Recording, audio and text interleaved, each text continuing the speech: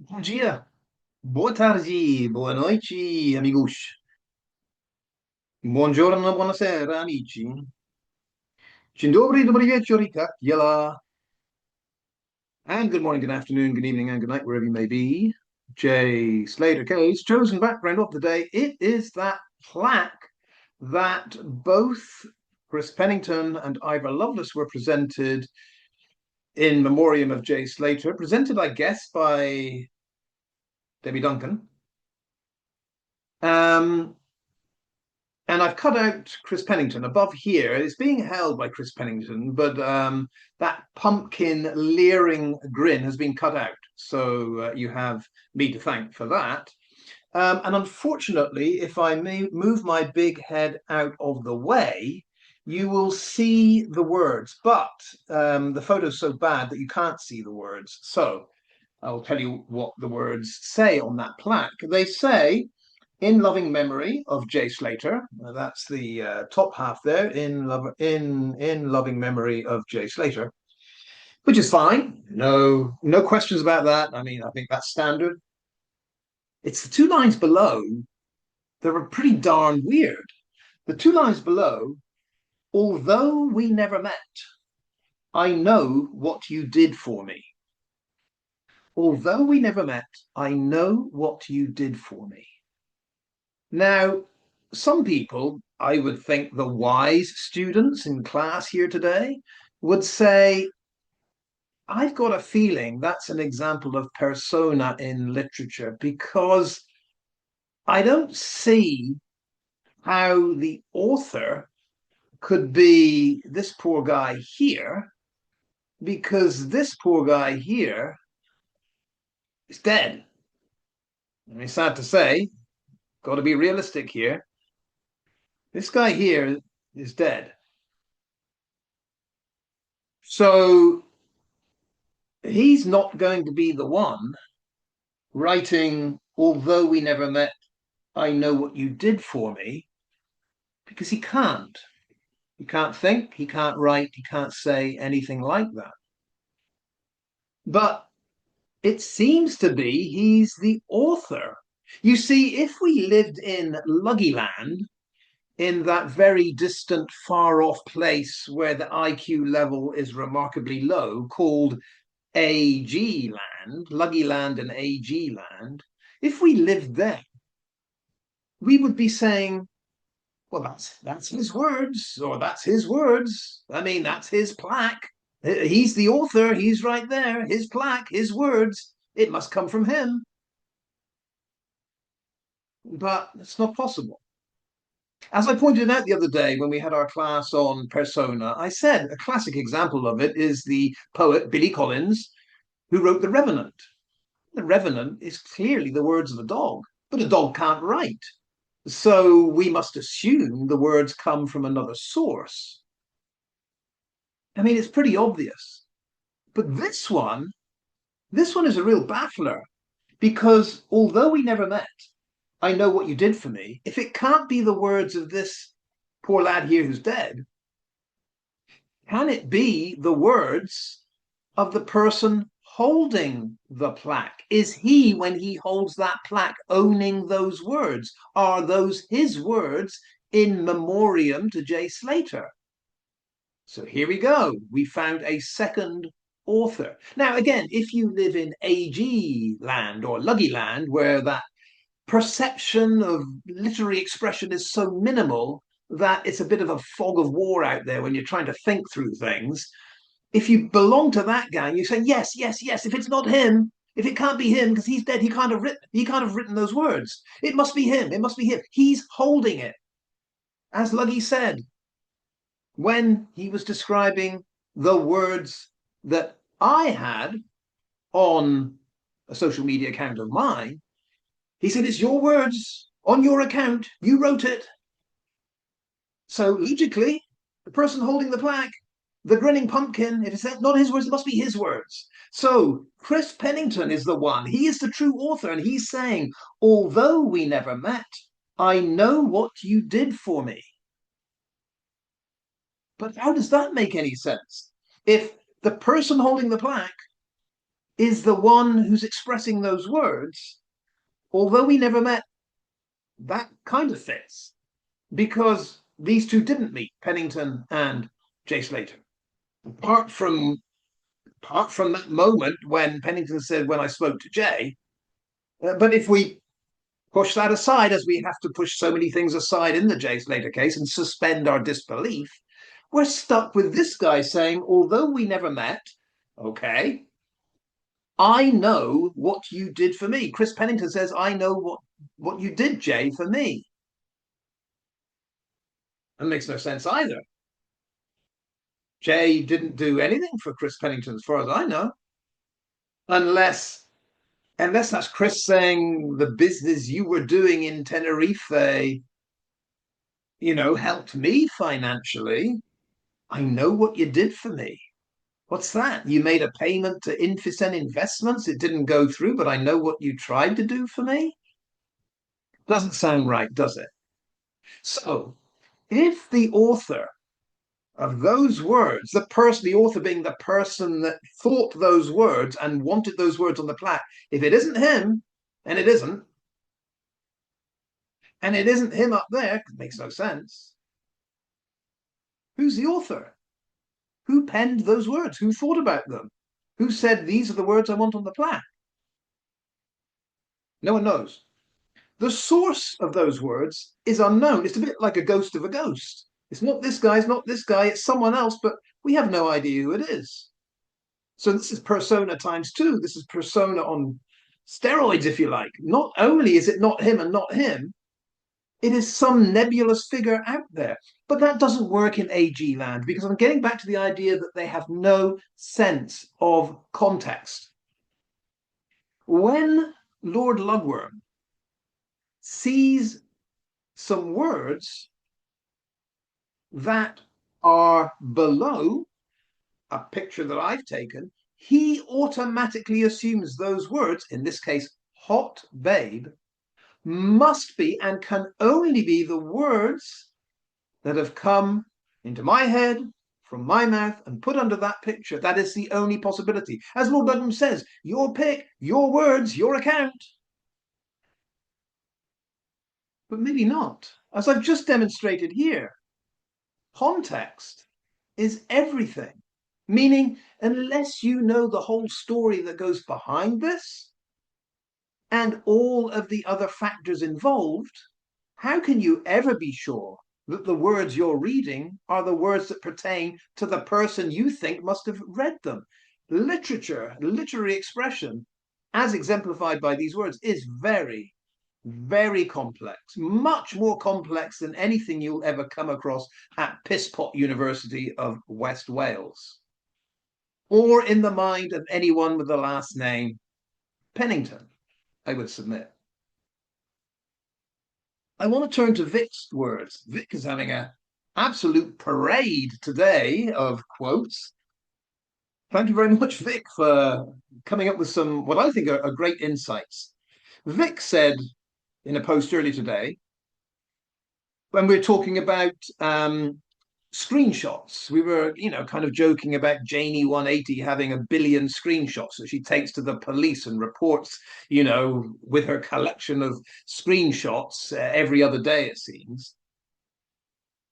And then one scratches one's head thinking, well, if she's got 1 billion screenshots, she's made 100 police reports. Why is it that not one of us has ever received anything? No email, no phone call, no solicitors, nothing at all. Well, Vic will explain why. Vic says the problem with screenshots is the whole context needs to be shown. The digital footprint, rather than merely a section of the communication one wishes to put forward as evidence of a wrongdoing.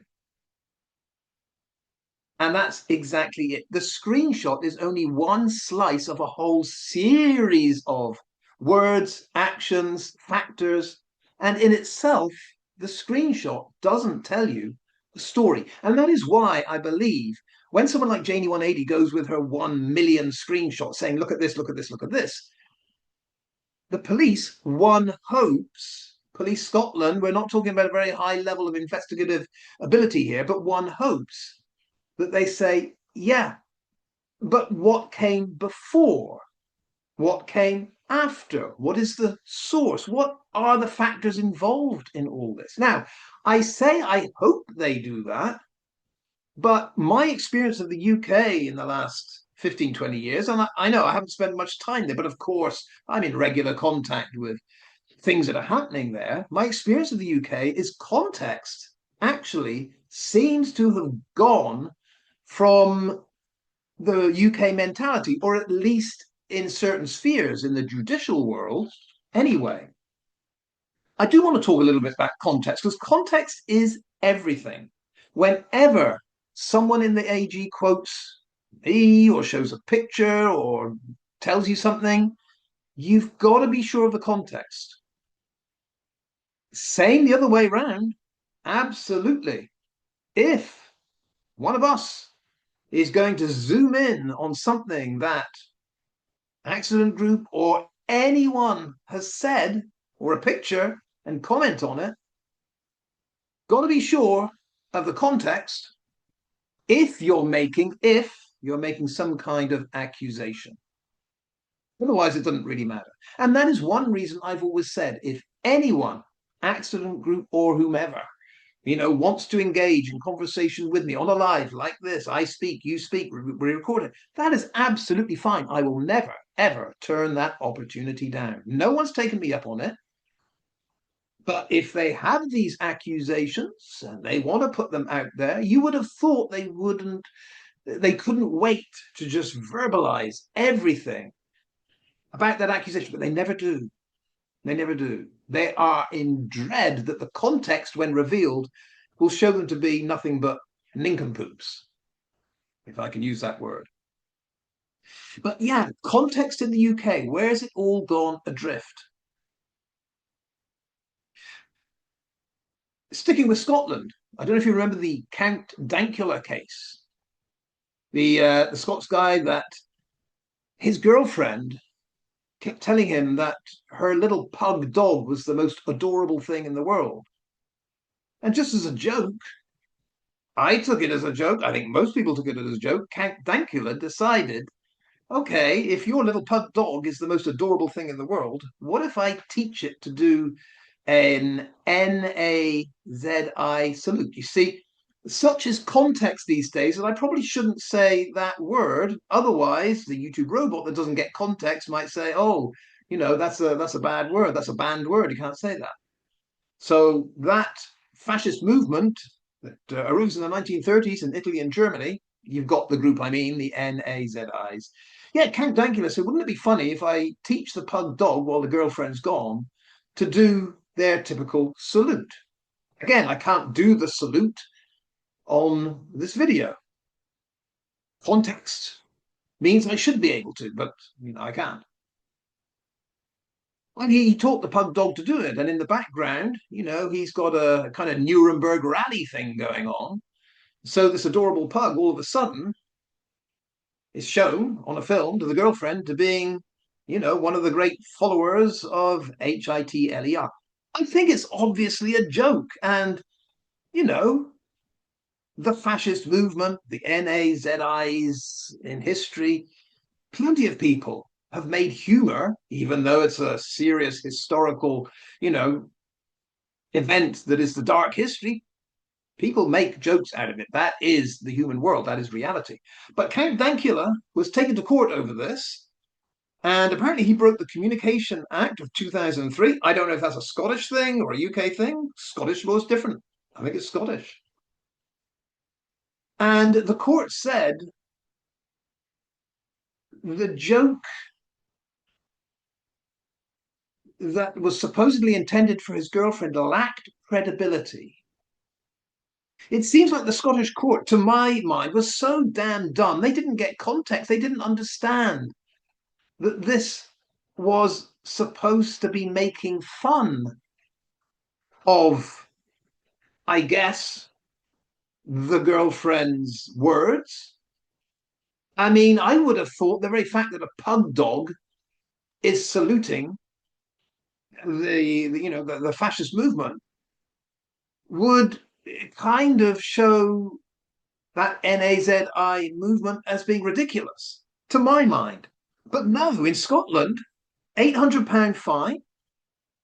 And just to show how the whole spectrum of political beliefs, whether you're left, right, middle, far left, far right, just to show how the whole political spectrum were open mouthed at this, people that protested this decision: Ricky Gervais, David Baddiel, Douglas Murray, Jordan Peterson, Stephen Fry, he's no rightist, and a load of others. Context completely gone out the window. And this is what we have with the AG. They are the numbskulls that don't get context. I'm going to go on a bit about this because I find it, I'm off on a bit of a tangent, I know, but this is so bizarre in the UK. I guess a few other countries the same, but the UK seems to have totally lost the idea of context. In the UK, Chelsea Russell from Merseyside, teenager, lost a friend in a car accident. But that friend was a fan of someone called Snapdog, rapper, and of a particular song called Trippin' by Snapdog. And Chelsea Russell, in memoriam, here we go, here's in memoriam right here, but Chelsea Russell's in memoriam of her poor dead friend was on Instagram to post the lyrics of Snapdog's Trippin'. The problem is, in the lyrics of that song is the word, it's the N word. Again, I can't say it, even though the context should be fine to say it because I'm not accusing or telling anyone they are this. It's the N word, but it's in the lyrics. Chelsea Russell was convicted of, I think, hate crime, malicious communication. She posted in public this one word that no one can ever say, except that the artist Snapdog had himself sung this song with the N word in it at Glastonbury, and thousands of people heard it. When you post those words in memoriam of someone that liked that song, and that N word is in there, that is a crime. Again, the UK judicial system has no clue how context works, it seems to me. I mean, these might be just two examples. I've got a feeling if I really dug, there would be tens, 20, 30, 40, I don't know, maybe hundreds of examples. What is going on here? But we can see that the AG mentality is alive and well, but without context, it really is the stupidest thing. Now, getting back to well, I was going to say the one thing, it's one of two or three things that the accident group have latched onto about posts I've made during my lifetime. I'm now well into my 60s. And you've got to bear in mind the likes of Thomas Wilson, the likes of Ivor Lovelace, their teams out there, all of them have spent hour after hour after hour digging into every single aspect of my past that they can. Why? Because they don't like the message I put out there and they can't counter the message. So they have to try to slay the messenger. And in the whole spectrum of every little thing I've ever put out there in the world, every word, every instant, every pick, everything, it seems like the worst thing they've come up with is a picture of some people, school ceremony, and the words that go, the caption that goes with it, talking about my nephew. Talks about him talking on stage to a hot babe. That's it. That is where the accident group believe I should be crucified. But where's the context? You see, if you look at this on the surface, it doesn't make a whole lot of sense that I guess I must have been in my 40s because it's going back away 15 years or so when that pic was put out there. You got to think, hang on a second, if those are Smith's words, those are his thoughts, that he's looking at this school presentation and he's saying about a female in the picture, hot babe, why would he do that? You see, Luggy's out there saying that that picture comes from a dating site. That's what he said. So in Luggy's mind, I think it's a really good idea to put on a dating site me looking at what are they supposed to be school kids? These are school kids. And I say, yeah, there's my nephew talking to a hot babe. You know, I don't think if I'm a female on a dating site reading that, I'd think, oh, I like this guy because he's calling people that look like schoolgirls hot babes. I don't think that would work. In fact, I don't think any male would put that out for a dating site. It actually, I don't think it was for a dating site. I think it was for something called um, not pen pals, um, might be iPals or something like that. It's a language exchange forum. It's a social media site. From like I say, from about 15 years ago. But it doesn't make any sense that I would put that out there as my thoughts, trying to attract the attention of a female or anyone for that particular matter. You know? I mean, if there were a website called nonce.com, yeah, maybe. But otherwise, it doesn't make any sense. I mean, someone like Ivor, I don't know if he's been on a dating site. Maybe he's got no experience of the kind of things you're supposed to put on there. Maybe he's out there with his profile and it says, you know, looking good, looking good, gal. Fancy a boat ride? Vroom, vroom. Know what I mean? And maybe that's worked for him. I somehow doubt it. I suspect that Ivor might have put that out there and he's learnt in 43 different languages the words for "Foff you creep, leave me alone." Because certain things just don't work with anyone when you write on a site and this is the one thing they're going to read. So I would say anyone that thinks I would have written that to attract female attention must be totally bloody loopy. No one would. So I'll go through the context one more time because Special K was, I featured K the other day in, the Fruit Loops of the AG world. And Special K was just today saying, well, wasn't he supposed to be blaming those words on some kind of Indian person? But I'm not blaming anyone because the words are absolutely fine in the context. So as I say, about 15 years ago, my nephew got a certificate. This is a typical UK thing too. I'm really hammering the UK today. But my nephew got this certificate. It was the end of the school year.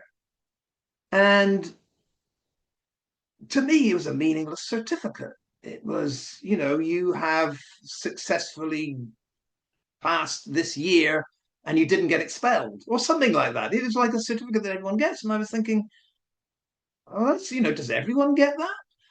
And my nephew explained, he said, not only does everyone get one, but we're supposed to go to a ceremony where we're all applauded for getting it. And I was like, oh. I said, that seems kind of meaningless. I said, I'll come along and applaud you, but I don't really understand what the point is of giving this certificate to everyone for. It's like a participation thing. Well done. You didn't mess up your whole school year to the point where we can't, say you didn't get through it. I don't know what it was. But my nephew agreed. He said it is. It's totally meaningless. I don't know. He said, I better go, but I don't know why. And at that point, it was his father that said, and I pointed this out in the whole context. I pointed it out. His father is Indian and he has some bizarre expressions. And his father said, I can't remember it word for word.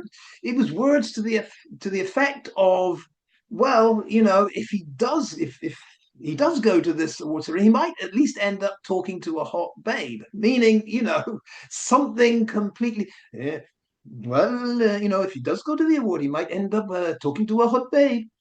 And the phrase was kind of strange to me. And I thought, well, I haven't heard anyone say hot babe for a while. But that was the topic of conversation. It was, yeah, good old nephew not only will get a certificate, but who knows, by the end of the evening, depends where he is in line, he might actually end up talking to use that odd phrase of the evening that kind of had some of the family smiling, a hot babe. Lo and behold, when that actually happened, the obvious caption was, here's my nephew, and look at him, he's talking to a hot babe.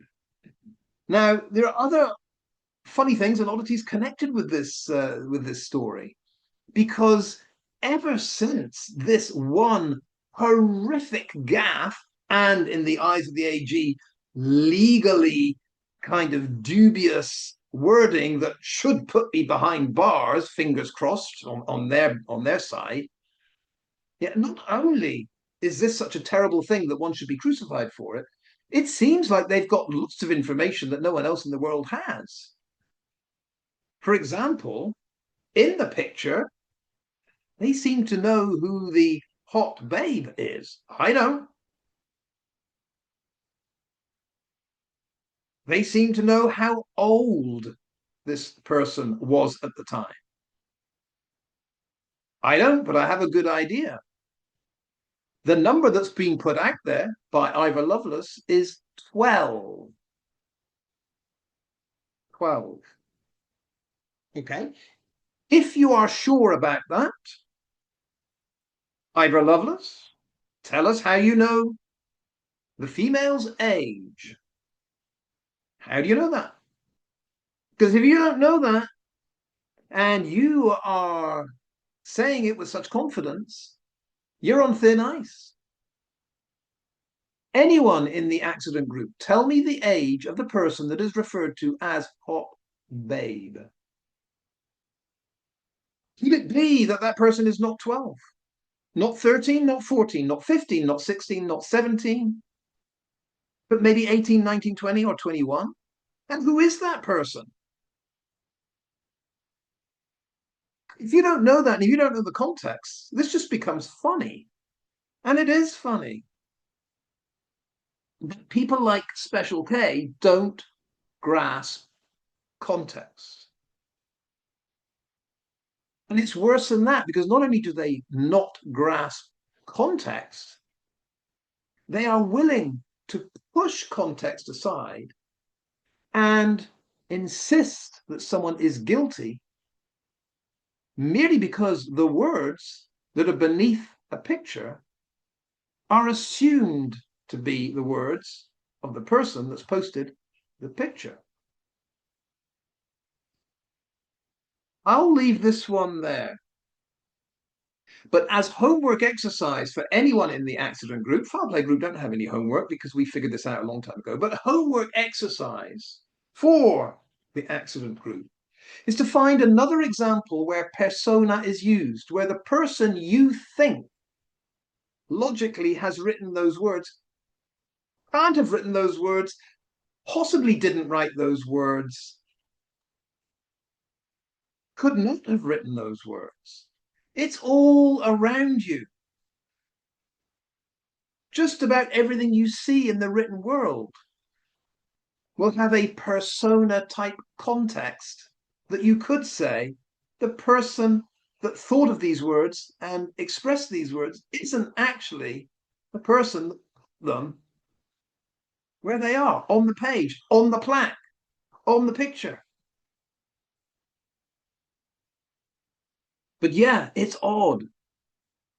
Decades and decades and decades of my life, my family's life, my friends' life, has been scoured by these people, once again, because they cannot counter the message. They cannot counter it in any way. All they're left doing is mocking and scoffing. Absolute drivel. You point out the logic of something, you point out the truth of something, you point out the context of something, you point out, what was Vic's words?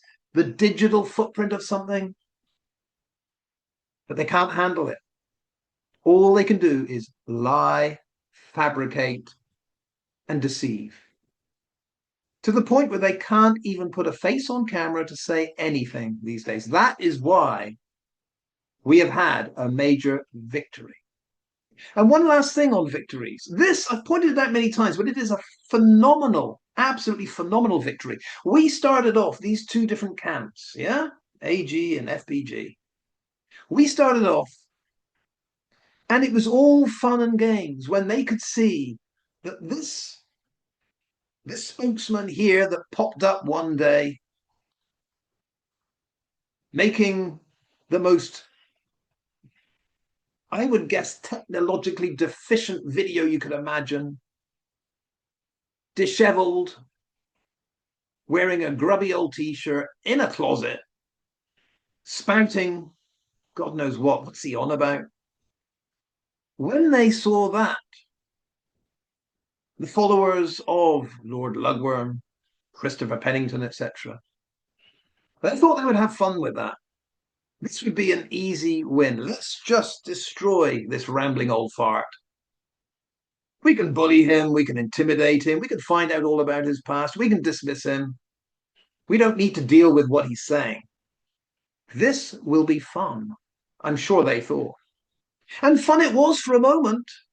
Oh, the likes of Janie180 clapping her hands in glee when she found out that Lord Lugworm had found out where I used to teach my former place of work, Temberley School in the Bahamas. And when that was doxed and outed, and all of a sudden this guy in the closet, for whatever reason, at some point in his life was teaching in the Bahamas, oh boy, celebrations were in order, because up till then they couldn't really pinpoint a whole lot about me. And that, I think, gave them the smell of imminent victory. Fast forward to today. None of them know where I am right now. They finally got it through their thick heads that I don't have a job that I can be fired from, and I never did when I started doing this. My family and friends have been completely untouched by anything that hour after hour after hour of incessant malicious communications coming from the likes of Thomas Wilson, Ivor Lovelace. Completely untouched. Has changed nothing. And yet, we have good old Thomas looking out of his upstairs window daily, thinking, I wonder which one of these people walking their dogs along here knows who I am and looks up at my window and wonders what's going on. Pinned down, ineffective. Thomas Wilson hasn't said anything for 9 days. His channel has been starved of oxygen because I don't go on there and comment. I completely determine what Thomas Wilson does in life. That's not an exaggeration. When he walks out his door, he's thinking, is there a Duncan follower around here? When he posts something, he's got half a dozen people that'll comment on it. Because I don't comment on anymore, he's gone 9 days, he's got nothing to say. It is effectively the death of Thomas Wilson online. I mean, in this forum, in this debate. But Janie180 clapping away that my place of work had been doxed. Hello. The stupid old git in the closet suddenly found out Janie's ex-place of work. Oh dear. That wasn't quite such a moment of glee. And then when it became apparent that everyone knew where Janie's home was, oh dear, then we had meltdowns. We had running to the police. It wasn't quite so much fun, the little game of who lives in a house like this. I am gloating. I've been through quite a lot, but I knew that my support, my defenses, everything that I had around me. And now today I said this is a major victory that we've reached our community at this point. I knew that this moment would come. Ivor Lovelace in West Wales. Mark Dearden, Seaton Delaby.